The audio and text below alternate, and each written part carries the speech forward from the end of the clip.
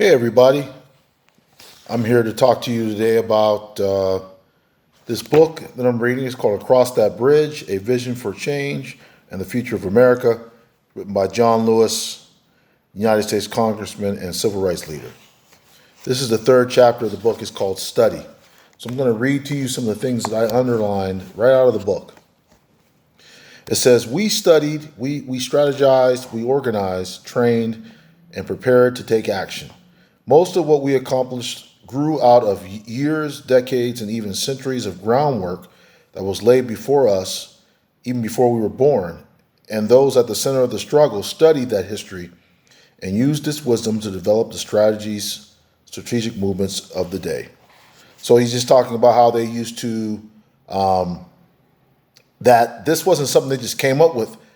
They studied the ways that people were activists in the past and how they stood up to the laws and changed things in the past, and they used that to move forward with what they were doing.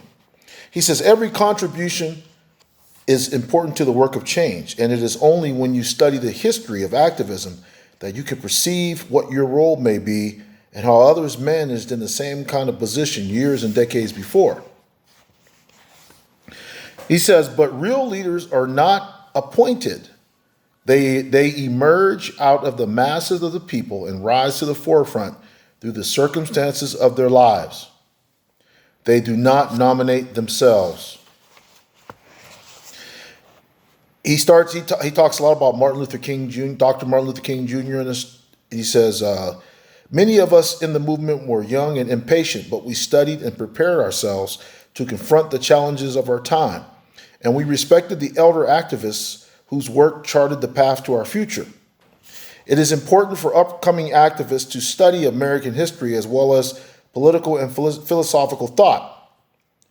Current activism is almost always linked to the history of revolution worldwide, and Americans have a special connection to this legacy because our nation was born out of the struggle against tyranny.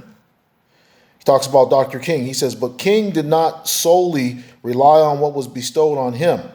He made a conscious effort to build his merit through academic pursuits. He says his primary concern was always on the substance of injustice. It was King's commitment to search for answers to the problems of his people that made him fit for leadership, and it was his heritage that prepared him for it. He says King was born into the bosom of leadership within a family of prominent ministers. And he lived in the city that would become the headquarters for the struggle for civil rights. As Martin Luther King Jr. evaluated the ministers he noticed that many lacked sophistication and a depth of religious training and academic knowledge. So he determined to enter the field with the best training he could attain.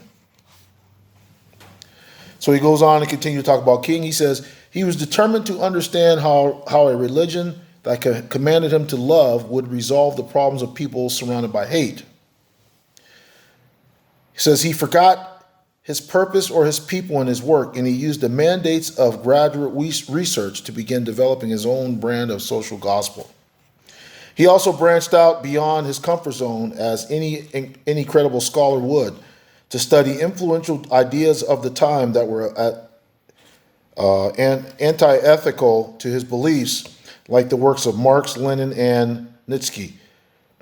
He examined every possible angle to find the theological answers to the question he was asking, and he emerged in his study as a notable student and a compelling scholar.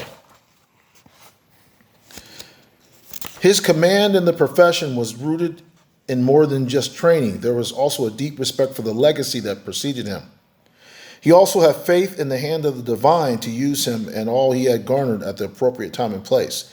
He studied, prepared, and readied himself that he was the most valuable and able servant.